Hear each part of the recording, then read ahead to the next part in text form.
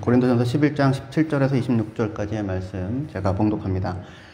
내가 명하는 이 일에 너희를 칭찬하지 아니하나니 이는 너희의 모임이 유익이 못되고 도리어 해로움이라. 먼저 너희가 교회에 모일 때에 너희 중에 분쟁이 있다 함을 듣고 어느 정도 믿거니와 너희 중에 파당이 있어야 너희 중에 옳다 인정함을 받은 자들이 나타내게 되리라. 그런즉 너희가 함께 모여서 주의 만찬을 먹을 수 없으니 이는 먹을 때 각각 자기의 만찬을 먼저 갖다 먹으므로 어떤 사람은 시장하고 어떤 사람은 취함이라. 너희가 먹고 마실 집이 없느냐? 너희가 하나님의 교회를 업신여기고 빈궁한 자들을 부끄럽게 하느냐? 내가 너희에게 무슨 말을 하랴? 너희를 칭찬하랴? 이것으로는 칭찬하지 않노라. 내가 너희에게 전하는 것은 주께 받은 것이니 곧 주 예수께서 잡히시던 밤에 떡을 가지사 축사하시고 떼어 이르시되 이것은 너희를 위하는 내 몸이니 이것을 행하여 나를 기념하라 하시고 식후에 또한 그와 같이 잔을 가지시고 이르시되 이 잔은 내 피로 세운 새 언약이니 이것을 행하여 마실 때마다 나를 기념하라 하셨으니 너희가 이 떡을 먹으며 이 잔을 마실 때마다 주의 죽으심을 그가 오실 때까지 전하는 것이니라. 아멘. 자리에 앉아주십시오. 고린도전서 11장 17절에서 26절까지의 본문으로 주의 만찬, 자기의 만찬이라는 제목을 가지고 함께 말씀을 나누겠습니다. 오늘 저희가 예배 가운데 성찬식을 하게 되는데요. 한국에 계신 교회의 경우에는 교단이나 교회마다 조금씩 차이가 있고 그 형식이 조금 다를 수 있겠지만 대체로 평균적으로는 1년에 한 4차례 정도 하게 되는 것 같아요. 성찬식을. 물론 매달에 한 번 하는 교회도 있고요. 매주마다 하는 교회도 있습니다. 네, 저희 교회의 경우에는 올해 부활절쯤에 한번 성찬식을 했고요. 오늘 하고 그리고 12월 18일 날 또 성찬식을 하려고 합니다. 초대교회 때는 예배 때 사람들이 모여가지고요. 예배하고 식사하고 그리고 식사의 연장 가운데 성찬이 이루어졌어요. 그래서 우리가 하는 것처럼 이렇게 예배, 성찬 이렇게 따로 분리되고 저희는 이제 오늘은 공동 식사를 못 하는데 또 공동 식사를 하고 이렇게 되잖아요. 근데 초대교회는 사실은 식사라는 되게 큰 맥락 가운데 예배와 식사와 성찬이 이렇게 이루어졌었습니다. 근데 주로 주일날 저녁 때 모여서 그렇게 했어요. 왜 저녁 때 모임이 이루어졌냐면 저녁 때여야만 그 부유하고 여유 있는 사람들 뿐만 아니라 이 가난한 사람들, 일용직 노동자들, 해방노예, 또 어느 집에 속한 종들도 그나마 모일 수 있는 시간이었기 때문입니다. 초대교회의 주 멤버들이 물론 부유하고 이렇게 지위가 있는 사람들도 있었지만 훨씬 많은 부류의 사람들이 삶이 공고하고 어려운 사실은 사람들이었습니다. 그래서 주일날 저녁 때 모이게 되었는데요. 사도행전 20장 7절에 보시면 그 주간의 첫날에 우리가 떡을 떼려 하여 모였더니 바울이 이튿날 떠나고자 하여 그들에게 강론할세 말을 밤중까지 계속하며 이렇게 말씀하는데요. 바울은 지금 트로이라고 하는 곳에 있습니다. 거기서 일주일 동안 있으면서 그 주간의 첫날, 그러니까 주일에 그곳 성도들과 함께 모여서 말하자면 예배를 드리는데 바울의 강론이 길어져 가지고 한밤중까지 이어졌다는 기록이에요. 그러니까 한밤중까지 이어졌다는 얘기는 뭐냐면 저녁쯤에 모인 겁니다. 저녁쯤에 모여서 말씀을 듣고 예배를 하였는데 근데 그 예배에 대해 그냥 예배하러 모였다고 표현하지 않고 떡을 떼러 모였다 그렇게 표현하고 있습니다. 떡을 떼러 모였다. 이거는 한편 성찬을 나타내기도 하지만 식사를 나타내는 것이기도 했어요. 본래 성찬식의 기원이 되는 그 식사는 예수님께서 제자들과 함께 유월절 만찬, 소위 최후의 만찬이라고 불리는 그것에서 우리가 기원을 두고 있습니다. 유월절 식사 중에 예수님은 사실은 여러 가지 말씀을 하셨어요. 요한복음에 따르면 여러 가지 말씀을 하시고 식사 중에 일어나서 제자들의 발을 씻기기도 하시고, 그죠? 여러 말씀도 하시고, 식사 중에 일어나서 발을 씻기기도 하시고, 그리고는 식사 중간에 유월절 예식을 따라, 당시 유대인들의 유월절 예식을 따라, 유월절 예식이 크게 한 4파트로 나누어지는데, 그 중에 3번째 부분이 식사 중에 가장이 사람들을 집중시키고 빵을 들어서 그 빵을 가지고 축복을 합니다. 하나님께서 우리를 구원하시고 인도하셨다. 출애굽을 기억하면서. 그리고 빵을 나누는 시간이 있어요. 그 시간에 예수님이 이 떡을 나누시면서 이렇게 말씀을 하십니다. 이것은 너희를 위하는 내 몸이니 이것을 행하여 나를 기념하라. 이렇게요. 그리고 요게 끝나고 식후에 잔을 가지고 또 축복하며 감사하는 시간이 본래 유월절 식사에 있었는데 그 시간대 예수님이 잔을 들어서 제자들에게 주시면서 이 잔은 내 피로 세운 새 언약이니 이것을 행하여 마실 때마다 나를 기념하라. 이렇게 말씀을 하셨던 거예요. 그러니까 그 식사라고 하는 기본적인 이 자리 가운데 말씀도 있고 섬김도 있고, 그죠? 발도 씻어주시고, 그리고 성찬의 나눔도 있는 이런 형태가 초대교회의 예배의 모습이었다. 그렇게 생각할 수 있습니다. 그런데 오늘 고린도전서 11장에서 만나는 고린도 교회에서의 예배의 모습은 뭔가 당시 그들 가운데 문제가 있는, 온전하게 제대로 드려지지 못하고 있음을 보여줍니다. 고린도전서 11장 17절에 보시면 내가 명하는 이 일에 너희를 칭찬하지 아니하나니 이는 너희의 모임이 유익이 못되고 도리어 해로움이라. 먼저 너희가 교회에 모일 때에 너희 중에 분쟁이 있다함을 듣고 어느 정도 믿거니와. 이렇게 얘기를 지금 하고 있습니다. 요 성찬과 관련된 본문이 한 17절 정도로 이루어져 있는데 여기에 함께 모이다, come together라는 말이 5번이나 나오고요. 그리고 교회라는 말도 2번이나 나옵니다. 그러니까 이게 모일 때에 이렇게 얘기를 하거든요. 17절에도 너희의 모임이 유익되지 못하고 해롭다. 18절에도 먼저 너희가 교회에 모일 때에 이렇게 얘기를 하는데, 이때 모일 때라는 말은 그냥 다만 친교와 교제를 위해 모인다는 의미가 아니고요. 예배를 위해 모인다라는 그런 의미입니다. 그래서 18절에 너희가 교회에 모일 때에 그렇게 말씀하시죠. 너희가 교회에 모일 때라고 말하는데, 사실은 당시에는 교회는 건물이 아니었어요. 그러니까 교회에 모일 때라는 표현을 쓰기 어려워요. 그러니까 교회에 모인 게 아니라 교회로 모인 겁니다. 모임은 어디서 했냐면 주로 유력하고 부유한 집에서 했어요. 초대교회의 규모가 그렇게 크지 않습니다. 그러니까 고린도 교회는 좀 큰 편일 거예요. 50명에서 80명 이렇게 생각하면 그런 사람들이 한꺼번에 모일 수 있을 만한 공간이면 꽤 큰 집이어야 하는 거죠. 저희 집에 다 오시면 모일 수 있습니다. 저희 집에도. 네, 여유가 없어도 모일 수 있는데, 그래서 부유하고 여유 있는 집, 대표적으로 가이오라는 사람이 고린도에 있는 아주 부유하고 여유 있는 사람이었어요. 그래서 그 가이오의 집에 모여서 아마 예배를 드렸을 것이 분명합니다. 로마서 16장에 가이오라는 이름이 나오고 바울이 고린도에서 그 집에 있으면서 교회에 대한 이야기를 하거든요. 근데 아마 그 가이오 집에서만 맨날 모이지는 않았을 수 있고, 가이오 이외에 또 유력한 그런 사람들, 에라스토스나 이런 사람들이 고린도 안에도 또 몇 명이 있어서 아마 돌아가면서 그 집에서 모였을 가능성이 꽤 있습니다.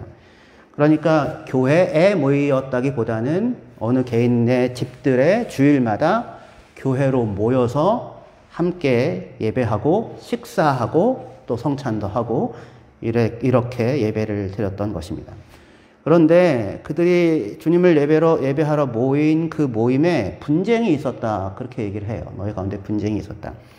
분쟁이라고 얘기하지 하는데 ESV는 디비전이라고 해서 그 갈라짐, 나누어짐이 이렇게 있는 겁니다. 고린도 교회 자체가 원래 베드로파, 아볼로파, 베드로파, 아볼로파, 바울파, 예수파 이렇게 나누어졌었잖아요.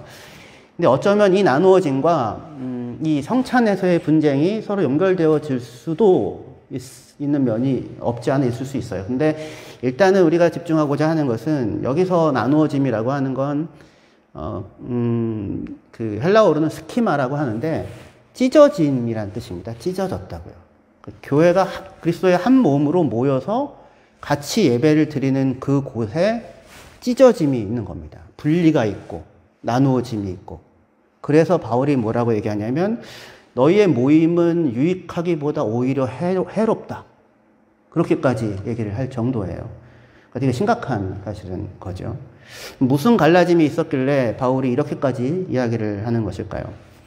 그것은 20절이 말해주듯 그리고 우리가 성찬이라고 부르는 주의 만찬, 성찬이라고 부르는 주의 만찬, The Lord's Supper, 주의 만찬이 온당하게 행해지지 않고 있었기 때문입니다. 11장 20절에 보시면은요. 그런즉 너희가 함께 모여서 주의 만찬을 먹을 수 없으니 이는 먹을 때 각각 자기의 만찬을 먼저 갖다 먹음으로 어떤 사람은 시장하고 어떤 사람은 취함이라. 그렇게 지금 얘기하고 있어요. 너희가 함께 모여 주의 만찬을 먹을 수 없다. 그렇게 얘기를 하는데 이게 무슨 얘기냐면 지금 너희가 모여서 먹는 거는 그건 주의 만찬 아니다. 그런 의미입니다. 지금 먹고 있는 그 만찬은 주의 만찬 아니다. 영어 성경 그렇게 번역해요. 20절에 When you come together, it is not the Lord's Supper that you eat. 그거는 주의 만찬 아니다. 먹고 있는데 그냥 먹는 것일 뿐이지 주님의 만찬은 아니다. 그렇게 말합니다. 왜냐하면 그들이 먹을 때 그들이 먹는 것은 주의 만찬을 먹었던 것이 아니라 21절이 말하는 것처럼 각각 자기의 만찬을 먹었다. 그렇게 얘기하고 있어요. 이게 뭔 얘기인가요? 주의 만찬 아니고 자기의 만찬을 먹었다. 한편으로는 이 말은 말 그대로 각각 자기가 가지고 온 자기의 음식을 자기가 먹었다라는 말일 수 있어요. 매주 모여가지고 밥을 먹는데 저희는 어떻게 먹나요? 네, 저희는 지금은 이제 구역이 돌아가면서 먹기도 하고 교회에서 여성교회에서 준비하기도 하고 이렇게 하는데 매주 먹는다는 게 또 그렇잖아. 쉬운 일은 아니죠. 각자가 먹을 음식을 가지고 와서 각자 먹었을 수 있어요. 이게 하나의 그림이고요. 또 하나는 그래도 호스트가 있잖아요. 돌아가면서 유력한 집에서 이렇게 예배를 드리고 식사를 하게 된다면 그 호스트 쪽에서 일정한 음식을 준비할 수도 있죠. 넉넉하지는 않더라도. 그리고 각자가 또 얼마씩 가지고 올 수 있죠. 그러니까 아마 이 두 가지 형태가 혼용되거나 기본적으로는 각자가 음식을 가져와서 각자가 먹었었던 것 같습니다. 제가 킬에서 신학을 공부했는데 저희 지도 교수님이 바울신학 전공자예요. 그분의 얘기는 각자 가져와서 각자 먹었다. 그렇게 얘기를 합니다. 근데 각자 가져와서 각자 먹는데 자기가 가지고 온 것만을 먹는 겁니다. 근데 다 갖고 오는 게 아니고요. 못 갖고 오는 사람도 있고 어떤 사람은 이따만큼 갖고 오고 어떤 사람은 마른 빵 하나 갖고 오기 힘들고 더군다나 고린도전서가 쓰여졌을 때가 54년 초반인데 그 얼마 전에 대대적인 기근이 있었어요. 그래서 정말 가난한 사람들은 생계조차도 쉽지 않은 그런 시절이었었습니다. 그래서 지금 바울이 하는 얘기가 너희들이 어느 사람은 배부르고 취하고 어떤 사람은 굶주린다. 빈궁한 자라고 표현하는데 have nothing, 아무것도 갖고 있지 않은 사람. 그 사람들은 굶주린다. 이렇게 얘기를 하고 있는 거예요. 저는 사실은 이 장면이 상상이 안 가더라고요. 같이 와가지고 강남 집사 이만큼 갖고 오시고 유진석 집사님은 이만큼 갖고 오시고 우리 용준 형제는 갖고 올 수 없어서 이렇게 앉아 있는데 강남 집사님은 배부르게 드시고 용준 형제는 손가락만 빨고 있으면 정말 이게 상상이 안 가잖아요. 동양적 문화권 속에서는. 근데 제가 같이 공부하는 독일 학생들한테 물어봤었어요. 니들은 이게 상상이 가냐? 난 이해가 안 간다. 왜 이게 이해가 안 가는데? 갑자기 자기가 갖고 오고 자기가 먹는 게 왜 문제인데? 왜 이해가 안 되는데? 그래서 야, 참 신기한 세상이구나. 저는 그랬는데. 근데 한편으로는 무슨 이런 개인주의적인 부분이 있을 수 있지만 또 한편으로는 여기는 사회적인 맥락, 문화적인 맥락이 또한 자리해요. 그러니까 실제로 어떤 사람들은 그 예배 만찬에 참여한 사람 중에 어떤 사람들은 아주 부유하게 넉넉하게 먹고요. 어떤 사람들은 정말 손가락만 빨고 있어야 되는, 늦게 와서 아무것도 먹지 못하기도 하고 아무것도 준비하지 못해서 먹지 못하기도 하고 왔는데 이미 음식은 없어서 먹지 못하기도 하는 이런 이제 상황이 있었던 것입니다. 근데 고린도 교회는 부유한 사람들이 있긴 했지만 대다수의 사람들은 가난하고 배우지 못한 사람들이었어요. 어느 집에 노예거나 종이거나 일용직 노동자거나 아니면 외국인 노동자 출신들 그런 사람들이 많았고요. 대체로 당시의 초대교회 일반적인 구성원이 그랬습니다. 그런데 같이 모여가지고 예배를 하는데 부유하고 힘 있는 사람들은 배부르고 취하고 가난한 사람들은 먹을 수 없는 상황이 반복되어지니까 바울은 이들에 대해서 고린도서 11장 22절에 아주 혹독하게 말을 꾸짖고 있습니다. 그들을 너희가 먹고 마실 집이 없느냐? 너희가 하나님의 교회를 업신여기고 빈궁한 자들을 부끄럽게 하느냐? 내가 너희에게 무슨 말을 하랴? 너희를 칭찬하랴? 이것으로는 칭찬하지 않노라. 너희가 먹고 마실 집이 없느냐라는 그 말은 무슨 얘기냐면 비록 너희가 지금 어느 개인의 집에 모여 있지만 하지만 지금 너희가 모인 거는 일반적인 연회나 만찬이 아니지 않느냐 예요. 교회로 모이지 않았느냐. 거기는 교회 아니냐. 그때 그 자리는 그 얘기입니다. 그러니까 당시 그리스 로마 사회에서 부유한 가정들의 연회가 있게 되면 소위 그 그림 좀 보여주실래요? 트리클리니움이라고 불리는 공간이 저쪽 오른쪽 끝에 따로 이렇게 있습니다. 이쪽에 트리클리니움이라고 식탁 3개를 탁자 같은 걸 놓아가지고요. 여기에 사람들이 기대에 앉아서 음식을 먹는 겁니다. 앞에 음식을 놓고요. 여기 한 9명에서 10명 정도 갈 수 있는데 주인이 있고 주인은 최상급의 음식을 준비합니다. 본인 거를. 포도주도 본인 거는 가장 좋은 거. 그 등급을 3등급 정도로 나누는데요. 자기가 가까운 사람들 먹는 거, 좀 멀리 있는 사람들 먹는 거, 그냥 온 손님이라고 해서 주는 거. 이렇게 나누어서 먹게 되는데, 그러니까 여기 트리클리니움이라고 하는 곳에서 주인과 가장 가까운 지위가 있는 부유한 사람들이 따로 모여서 럭셔리하게 먹고요. 그리고 나머지 사람들은 여기 아트리움이라고 현관에서 다 모여서 서가지고 30명에서 50명 정도 들어갈 수 있는 공간인데 여기서 하잘것없는 음식들을 먹게 된다고 합니다. 여기 불리움을 받았다고 하는 것만으로도 그래도 감사하다 이렇게 생각할 수도 있고 또는 초대한 주인 입장에서는 자기네들 충분히 먹고 밑에 보잘것없는 것이라도 내가 나누어 준다 이런 이제 생각을 가질 수도 있는 과시를 할 수도 있는 그런 형태가 당시 그리스 로마의 연회였었어요. 그런데 아마 고린도 교회에서의 식사도 이와 유사하게 진행되었었던 것 같습니다.